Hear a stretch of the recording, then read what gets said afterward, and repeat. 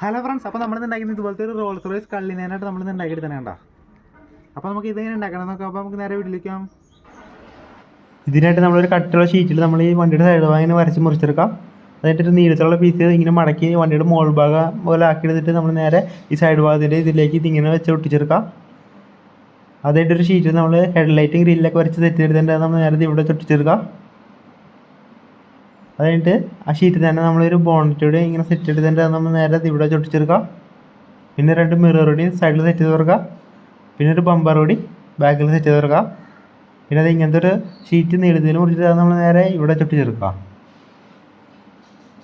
അതിൻ്റെ നമ്മൾ ടയർ ഇങ്ങനെ സെറ്റ് ചെയ്തിട്ടുണ്ട് കേട്ടോ. അത് നമ്മൾ നേരെ ഈ ബോർഡിലേക്കാണ് പിടിപ്പിക്കുക.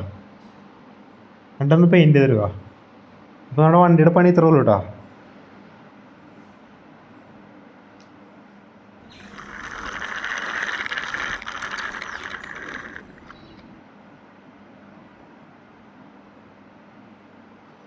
ഫ്രണ്ട്സ്, പിന്നെ ഇതിൻ്റെ ഫുൾ വീഡിയോയുടെ ലിങ്ക് ഡിസ്ക്രിപ്ഷനിലുണ്ട്. അതെല്ലാവരും കാണാം കേട്ടോ. അപ്പോൾ ഈ വീഡിയോ ഇഷ്ടപ്പെട്ട സബ്സ്ക്രൈബ് ചെയ്യുക. പിന്നെ സാധാരണ കമൻറ്റ് ചെയ്യുക. അപ്പോൾ നമുക്ക് അടുത്തൊരു കാണാം.